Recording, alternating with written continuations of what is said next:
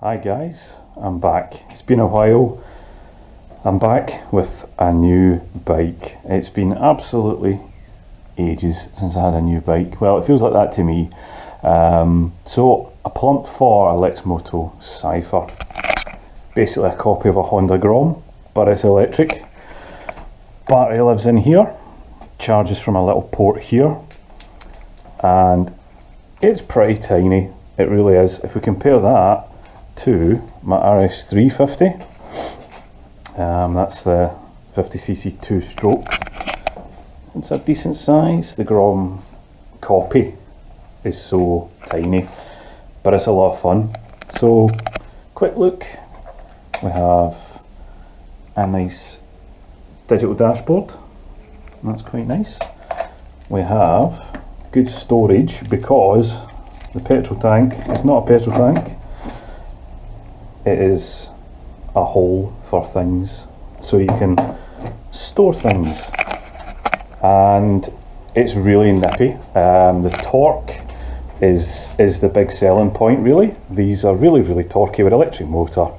They go really well. Yeah, it's got some downsides as well, but let's take it a little run out and I'll have a little chat about it and tell you what I think. Right, here is the ride. Let's go, see how we get on. So we'll just come out of this potholed car park.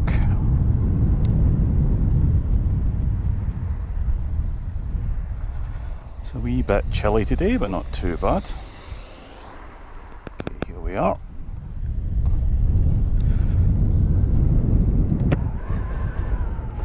I hope there won't be too much wind noise, but there is a bit breezy today, so if you do hear it as we go along, apologies. I'm not a professional. So quiet, but it's quite nice. And this bit's a steep downhill, so any bike would cope with this no problem.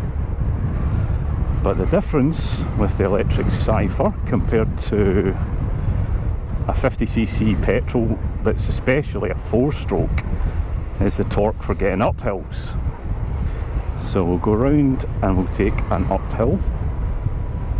What I'm going to do is click onto a power mode, indicate to the right, and we'll go around here and up and down some hills and round about. This thing is so tiny, it really it takes a bit of getting used to, but I can just whack on the power, 30 miles an hour, so easily. Now, I used to have the Honda NSC50, there's a playlist of that bike on my channel, and coming up that hill in the NSC50 it would be like 20, 25 eventually, but in this one, no, go. It's pulling me. It's really nippy for a 50cc equivalent. So that is a big attraction. We can just let it roll down this hill here. So with this bike, you can nip into gaps in the traffic. You can beat cars away from the lights. I've had a few people, like, once you've beaten them away from a few lights, they don't like it. And a couple of lights later, if you're still beside them, they end up absolutely, totally flooring it away because they just can't stand getting beaten by this tiny little monkey bike. So that's always a good laugh. But yeah, with like the Honda NSC50, couldn't get into any gaps. Hills would slow you down. This one doesn't slow under 30 on the steepest hills. Absolutely does not. It'll do when it's de-restricted, which this one isn't. It's dead easy to de-restrict. They'll do 45 to kind of 48 flat out. Zoom. See, that punch out of the corner is great fun. Yeah, so they do sort of 45 to 48 flat out, but I don't even really use that because I just mess about around the town. And because it's so tiny, it's also really chuckable. Now, there are downsides to all this electricity and smallness. The range isn't massive. So from what most people seem to say in the owners group, and from my first findings, if you're de-restricted, which almost everybody does with these really, you'll get between 20 to 25 miles out of a charge. So if that's enough for you, brilliant. It's enough for me to just mess about with. The other downside to the size, so I'm just under 6 foot. I think I'm 5'11" and a half. I never made 6 feet, but so I'm fairly tallish, and I'm quite cramped, but I still manage. But I wouldn't want to be on it that long. But you'll only be on it for a maximum of like an hour before the battery ran down anyway. Other downside to being small, the wheels are absolutely tiny. I think they're 12-inch, and they find every pothole and every imperfection in the road. So that's probably my biggest dislike. You really have to dodge the potholes. So again, I used to dread coming around here a little bit on my Honda, because this turns into being uphill. Being super careful because it's cold, and I can just whack it on, catching cars up, actually on an uphill, which is what you need to do. It's just yeah, the 4-stroke 50s, they don't really cut it. And we'll just whiz around here, but yeah, I'm being super careful. It's cold, and yeah, the roads have some greasy and damp patches. And it's school coming out time, so there's about a zillion cars. Throttle's nice and smooth. I wasn't sure what that would be like before I got it, if it was jerky going on and off all the time. Nah, it's perfect. Come on and off the power and it's still perfectly smooth. You get quite a lot of looks in this wee bike, I think, because it approaches everything silently and it looks quite unusual. Well, that felt a bit slidey there. You get quite a lot of looks. Here again, this is a fair bit of a hill, up to 30 already. Keeping up no problem with this car behind. Still accelerating. So that aspect of it is brilliant fun.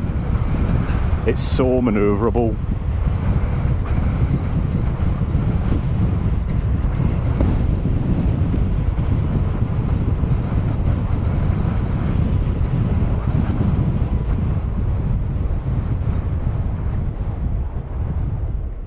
Let's floor it. Full booner.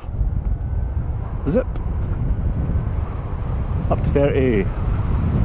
Absolutely no problem. I'm just going to wind it right off. I'm trying to see how many miles I can get out of a charge. So a charge takes about, you've seen me? Yes. A charge takes about 6 to 8 hours. And the last one I had 20 miles done and I had 20% left. So it seems to tie in with what everybody else says. 20 to 25 miles is what you see me get. Obviously, the faster you go, the less you'll get if you thrash it around a lot. I was doing quite a lot of 30mph traffic stuff. There we go, full power up the hill. Again, I used to dread this in the Honda. Up to 30, no problem keeping up with traffic. Let's be careful here, it's a little bit greasy. I'm not going to lie, this is a Chinese bike, and Chinese tyres are not the best. So I'm always super careful. Now in the Honda, so we came to the steepest bit, which is just up ahead here. If this bus is not stopping, I won't really get to show you. As we turn this corner, yeah, he's gone off. The Honda used to slow down here, so here I've gone full power again, and it used to some days go 20, 22 up here. I'm doing 30 again. It's absolutely fine. It's absolutely not a problem. Let's zip round this scheme. Again, I'm having to be super careful in these corners, but I can zip right out of them. I'm looking forward to drying up in better weather and getting out for some fun. There we go.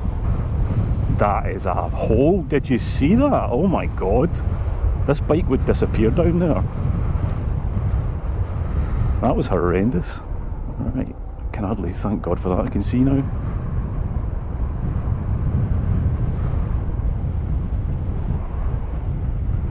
So I'm coming straight through people's, everybody watch, everybody watch. God, I don't think they pay that much attention, they're too busy picking up the kids from school. Zoom, zoom, zoom. Yeah, that acceleration's really, really fun.